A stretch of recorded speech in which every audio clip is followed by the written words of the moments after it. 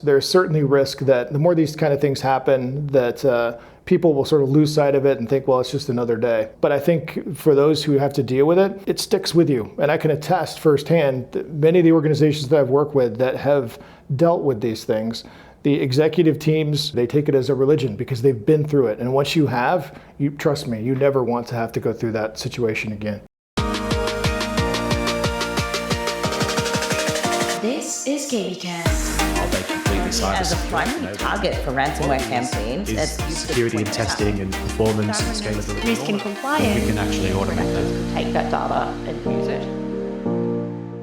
Joining me today in person is Jamil Farshchi, EVP and Chief Information Security Officer from Equifax. And today we're discussing your view, Jamil, on the cybersecurity landscape. Lovely to meet you and welcome to Sydney. Thank you for having me. I appreciate the opportunity. So I want to start with your view on the cyber landscape. Now, how do you see it currently? So maybe let's sort of start globally, and if now that you've been in Australia for a few days, if you want to focus on that, however you interpret the question.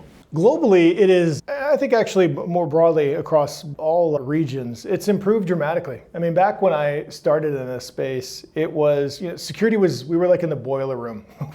We were an afterthought, and we did our technical stuff and tried to do what we could with the limited resources that we had. But since that time, it's really elevated to the point where it's genuinely a boardroom topic, where it's consistently one of the top 3 to 5 predominant risks that organizations and governments face. It's really captured sort of the public consciousness. And so I think with that has come a lot of additional responsibilities that we never had before, but also with more support and more opportunity. So I think we're on a good path and a strong trajectory, but I think there's still quite a ways to go. There's still a lot of organizations and a lot of countries that need to uplift their security, that need to prioritize it more. And so there's still a ways to go. So when you say quite a way to go, what does that look like? Where do we go from here? What's your view? I think in the future, it'd be fantastic first if every company had a chief information security officer. Many today still do not. Certainly, I think as you look to this region of the world.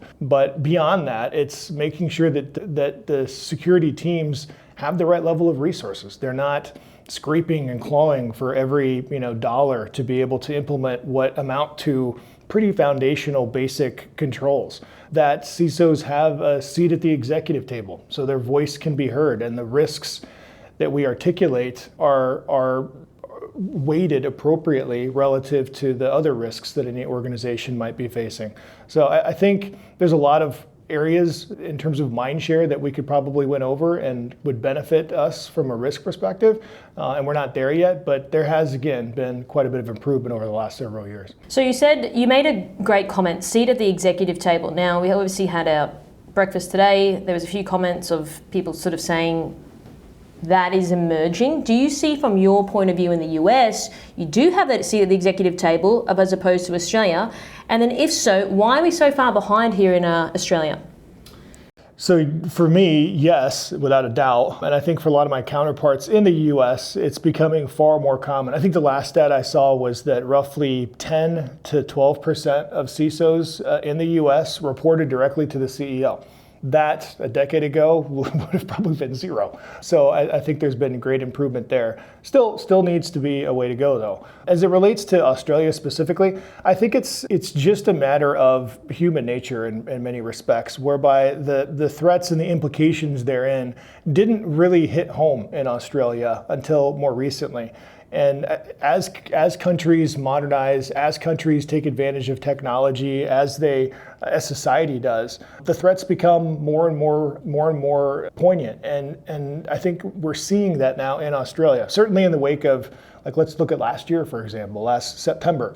There was just this series of major public breaches, and I think it shook the public conscience. And as a result of that, it gets escalated in terms of its priority. And so I think we're on the path here in Australia as well. We're just farther behind some of the other countries like the US that have had that watershed moment years prior. I want to just question that a little bit more because I'm curious to hear your thoughts because obviously you weren't there when the Equifax breach happened, but you made a great point around, being in the wake of some of these major breaches we've had in Australia. Do you think, and I've asked this question before, but I'm curious to get your view on it because you have gone through a breach. that unfortunately companies having to take a fall, take one for the team in order for the rest of our industry to actually take it seriously? I know it sounds bad, but do you think it's the reality of the situation?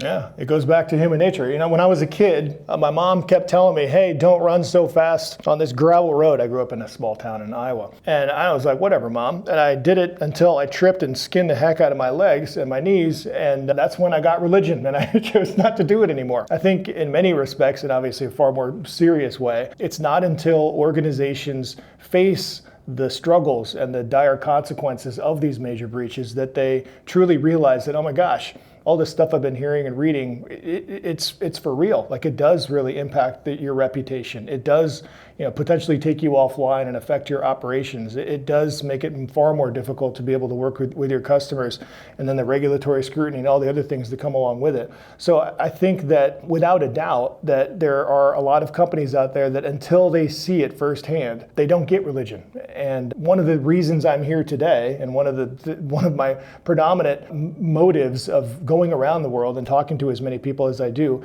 is to try to change that perspective, is to try to preempt organizations from getting compromised so they make the right investments early on a proactive basis, so they don't have to go through what we did at Equifax. So they don't have to go through what I did previously when I was at Home Depot coming in after another major breach, and so many other companies that have gone through this.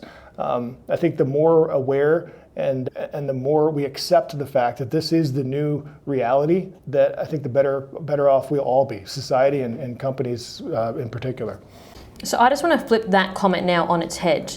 Would you envision that if there's so many breaches happening, which you make a good point about the awareness, do you think people will start to become desensitized? Oh, it's another breach, who cares? Do you think that will become the attitude if 50 more companies get breached? Do you think people won't care over time? Well, in some respects, it is the reality today. I mean, you especially in the U.S., where you see the number of breaches hit the the headlines all the time.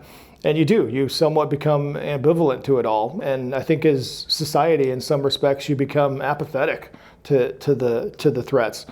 That is until it actually happens to you. And when you feel it firsthand, when your identity gets compromised, or if it's your company that's in the crosshairs of a bad actor, and you're sitting there at the table trying to decide whether you should pay that ransom or not, and how to manage the fallout from the loss of a huge sensitive data set, that's when it really matters. And so, yes, there's certainly risk that the more these kind of things happen, that people will sort of lose sight of it and think, well, it's just another day. This is just another Tuesday. But I think for those who have to deal with it, it sticks with you. And I can attest firsthand that many of the organizations that I've worked with that have dealt with these things, the executive teams, they take it as a religion because they've been through it. And once you have, trust me, you never want to have to go through that situation again. Okay, so I want to switch gears now. I want to talk about your LinkedIn. We're both LinkedIn influencers or top voices with the blue badge for people who are not familiar. You've got a big presence on social media. It's interesting, and it's kind of rare to see people in your position, Jamil, that are senior but maybe not as active. So I really appreciate that for someone who does a lot of stuff on social media. You made a post though, and I'm really curious to just know what it means, to sort of unravel a little bit more. But it was, if cybersecurity was a sport, Vegas would never bet on us. So I'm curious to understand, what does that mean? Out of all my content, that's the one you pull out? No, I'm just kidding. I was wondering which one you were going to reference. I was worried there for a second. No, I think it's, look, when you look at the challenges that we face in security, the number of attacks that we face every single day, and you look at the complexity of the environments that we're entrusted to protect, it's a tough challenge. I reference it as the problem of one. The bad guys can do whatever they want all day long. They just have to be right once. On the other hand, us as defenders, we have to be right every single time. And just statistically, the odds are not going to be in your favor with that kind of dynamic going on. And so that's the basis for that comment. It is very tough to be in our space, which is why I think we need more support, more resources, more mind share to be able to do our jobs effectively, because the cards are stacked against us from the start. You said we have to be right every single time. That's a lot of pressure, don't you think? Like, to be right every single time? That's why I have no hair.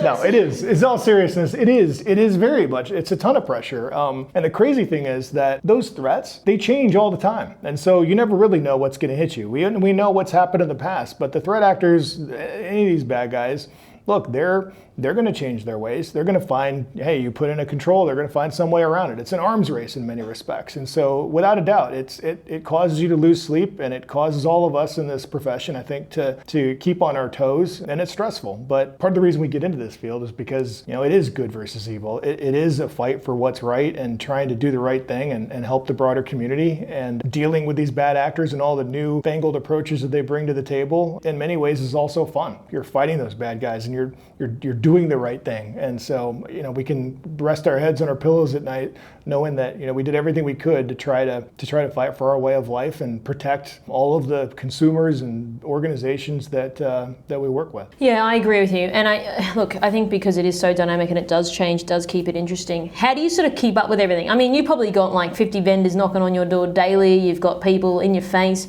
How do you sort of delineate between, how do I know what's coming out? Because there is stuff coming out all of the time. I mean, I'm at the coalface of this, and I don't know everything in there, like in this space at all.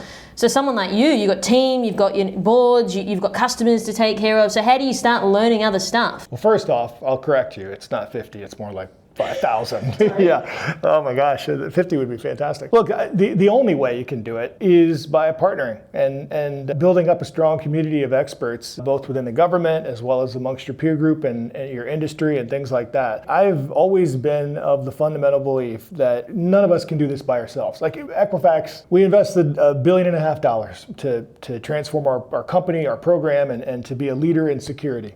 But even despite that, look, if a major nation state turns its cannon toward us, I can't stop them. Like, I will not win by myself. Like, I need the power of the expertise from all of the other players within my industry. I need the help from the government. And that's the only way I think that any of us can realistically expect to be able to win this fight.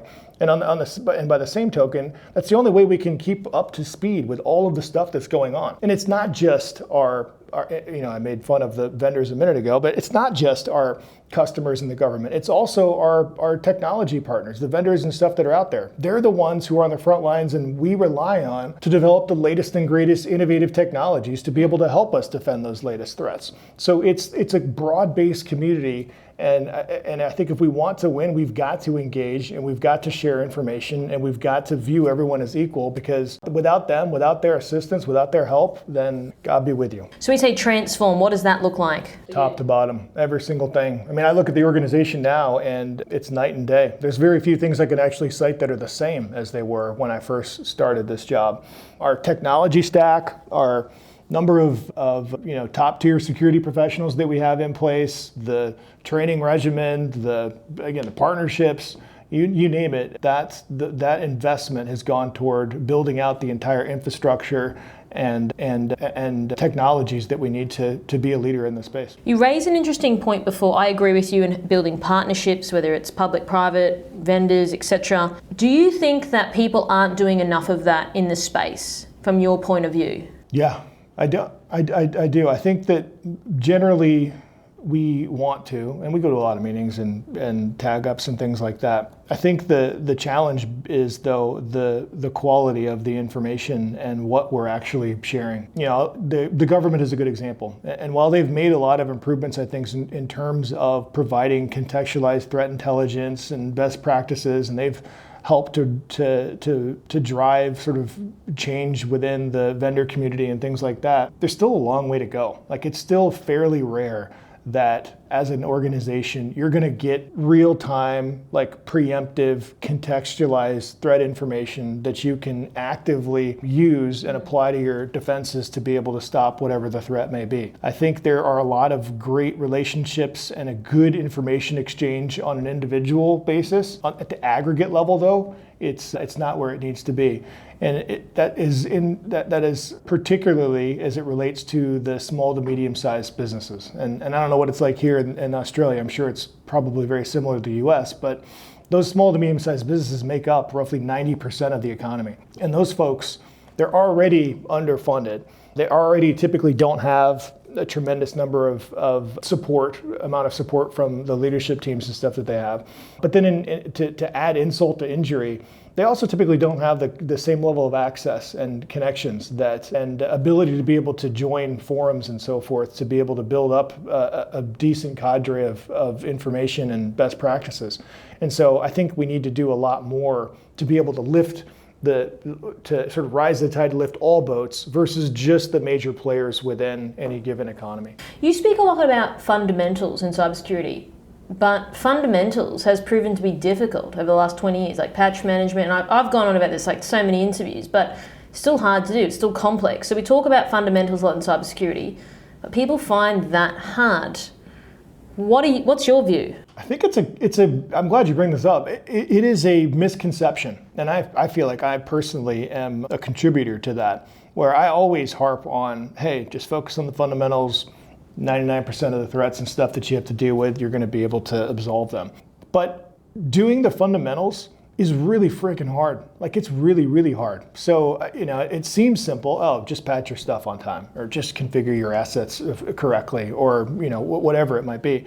But those things are difficult. And when you really look at it, the number of fundamentals that are out there are legion. Like, there's so many of them, because you could just go down the list of certificate management, my data loss prevention rules, you just go down, and there's so many of them that it quickly becomes very difficult to be able to do all of them effectively.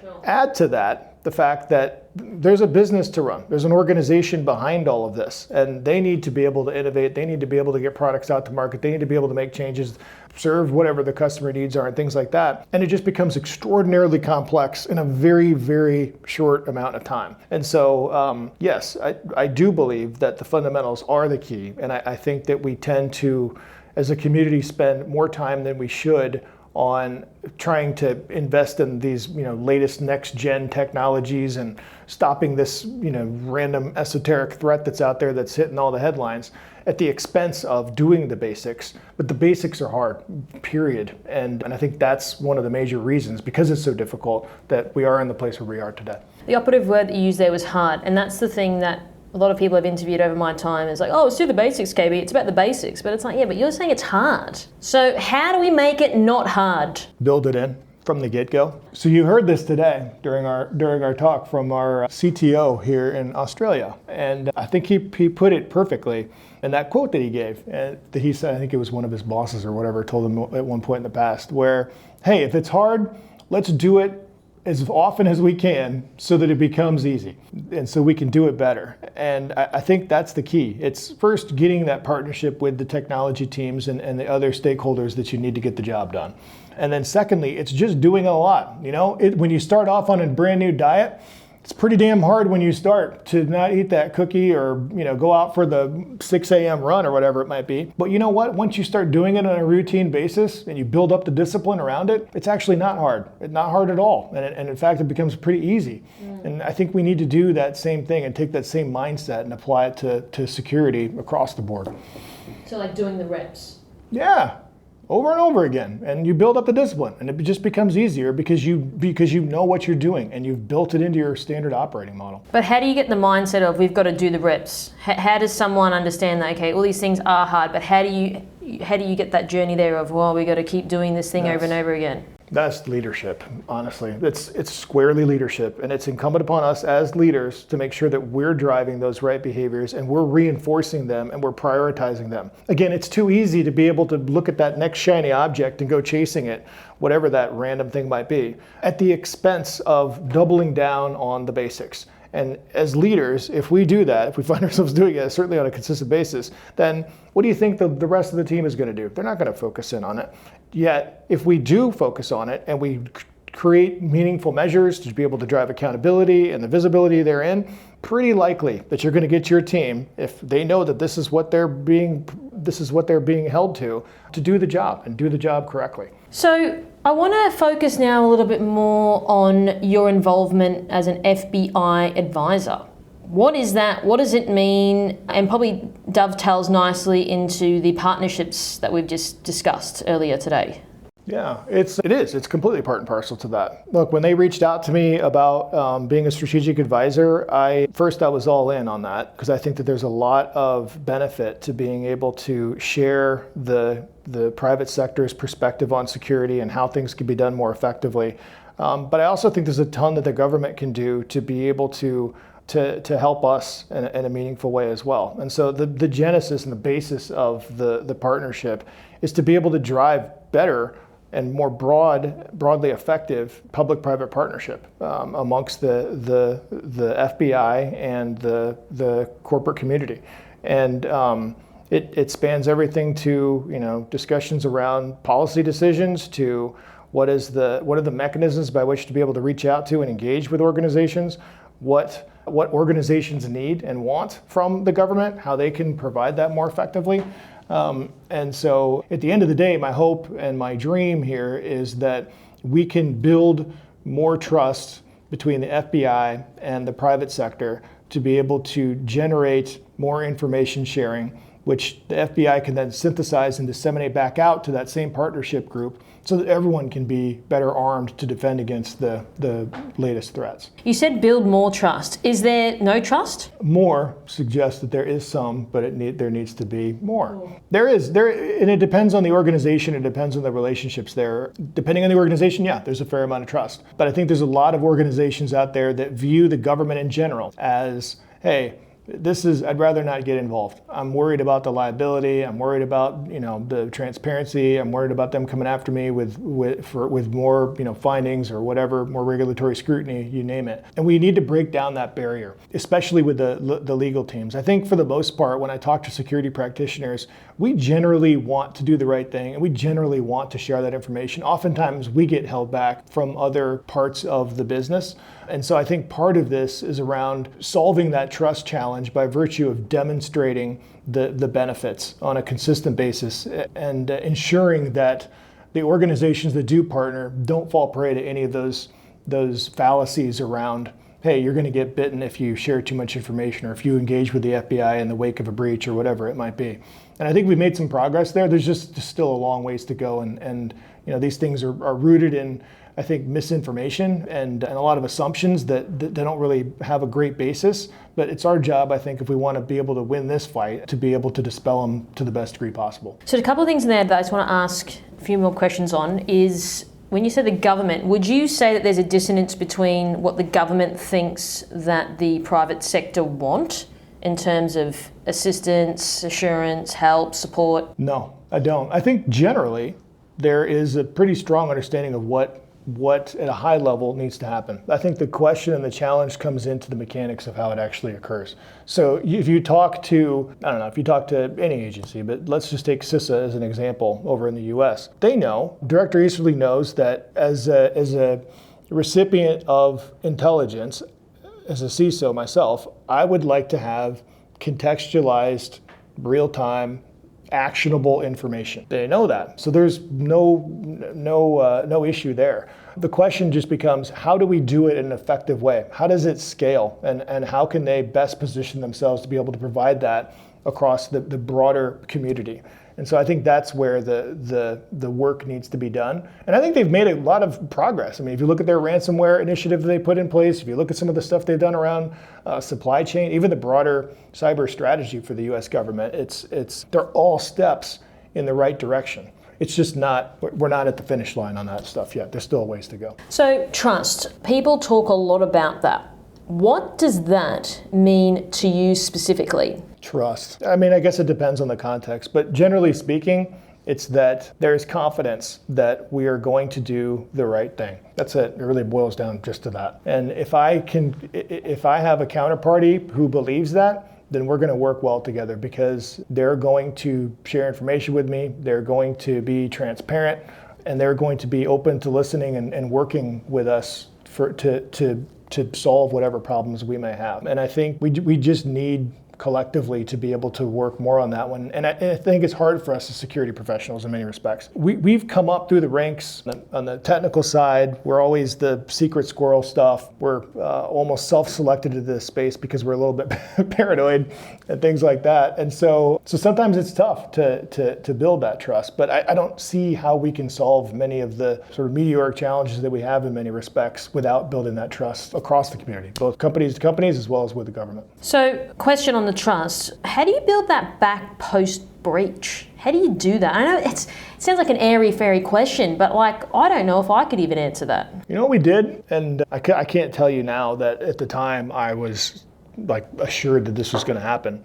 But our North Star was doing the right thing. And our North Star and the basis for it was transparency. So we leaned in hard on customer communications, talking about exactly what happened to to the nth level of detail about the breach, who did it. I mean, I literally remember we were going customer to customer and we had these forums set up. So we did them I think it was every 2 weeks. But we talked about all the projects. I felt like I was presenting to our executive team and my boss around, hey, here's our project initiatives and here's what's behind and here's what's on target and stuff like that with every one of our customers in the wake of this thing. We went globally. I mean, whether it's customers or governments across the globe, we leaned in hard and spent a ton of time to try to be as open and honest about what had happened, not just to share that information to make ourselves, make people feel better that, hey, things were going to be right-sized on the Equifax side, but also as a partner to be able to share that information so that they could learn from us and not go through the same thing themselves.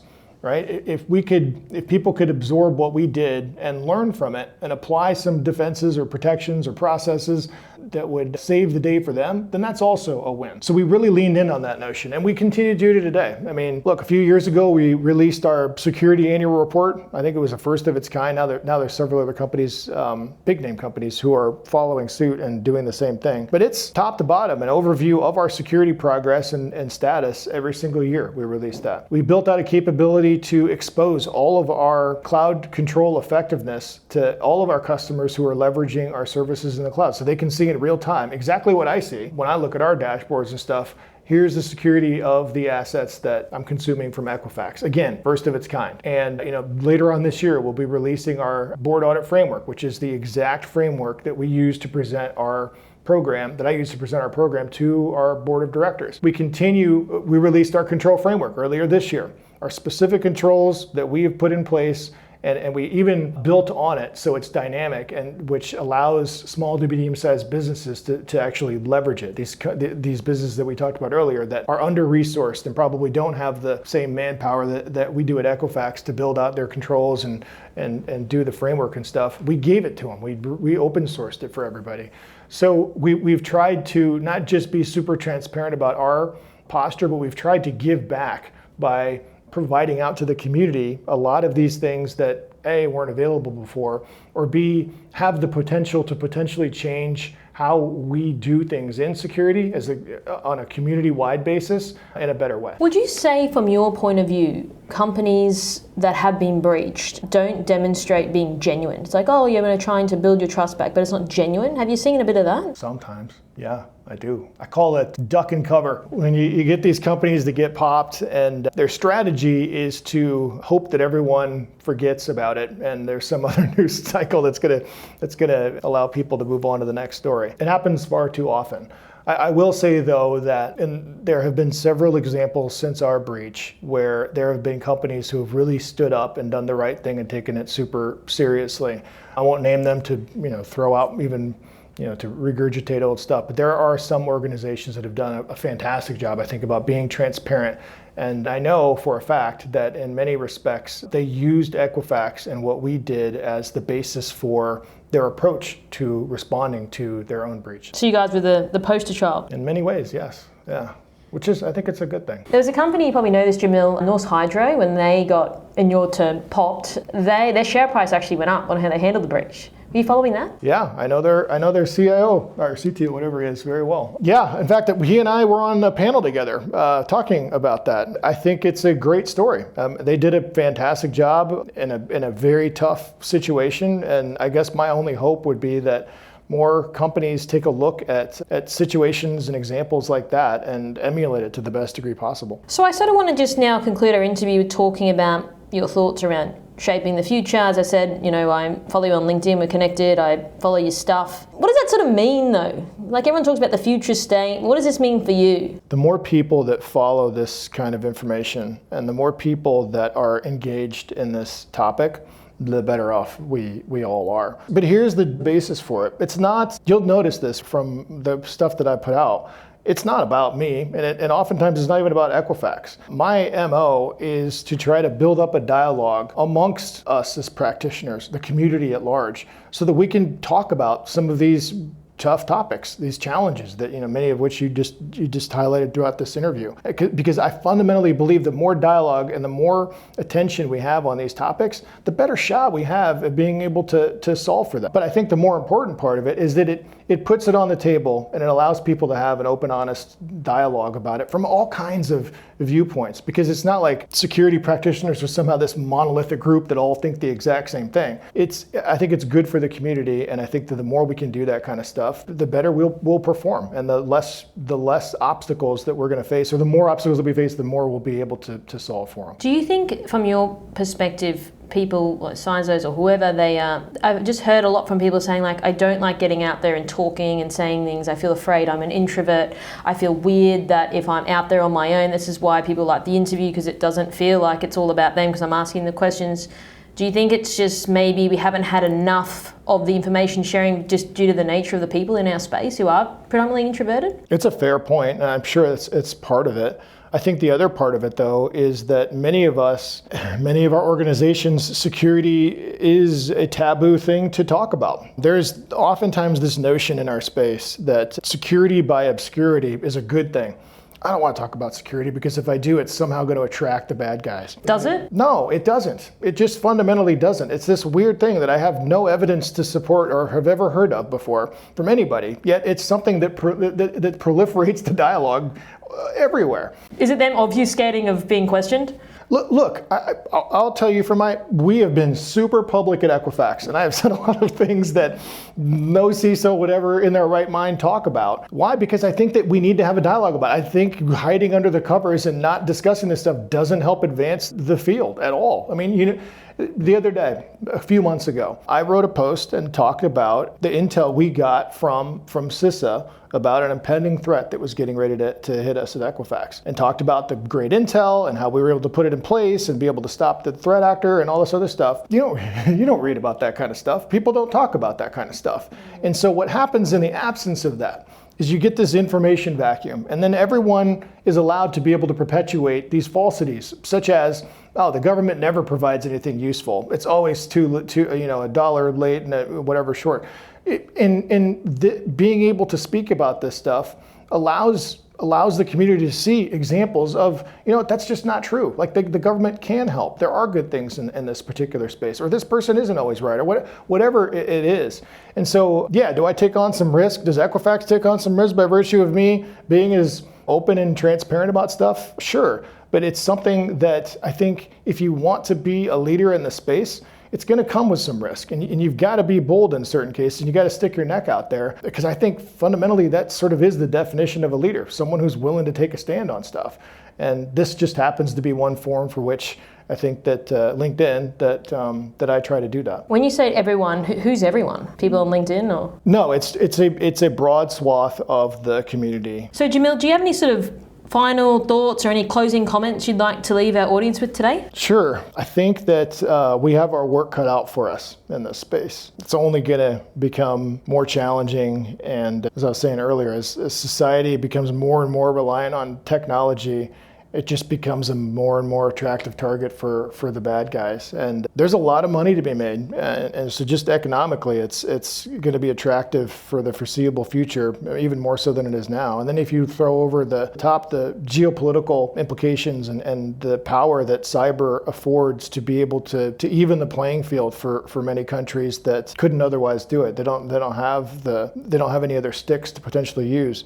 It can get scary pretty fast. But I think the ray of light that I see is that across the globe, more and more countries and more companies are taking this area seriously. And so it's evolved dramatically. And it's the rate of change has increased even more so, quite frankly. And so I feel like we're all rallying together, and I think there's a lot of good things happening. So even in the face of all of the downside risks and challenges that we face today, it is in many ways easier to be a CISO today because of the level of support that I think companies are providing and visibility and resources than they have before. In other ways, it's more difficult. The responsibilities, the accountability, the seat at the table, the spotlight that you're under, the implications, those are all harder. But in some ways, because of the uplift in this area, things are better. And so I think, to leave it on a positive note, I feel pretty encouraged about where we are, certainly given where we were before. And I'm excited to see everything to come together. And it's just fun working with this community. It's a great group of people. Well, thank you for your time, and thank you for your honest responses. You've been very transparent. You've gone into detail. Again, you didn't sort of just gloss over things. I genuinely really appreciate that.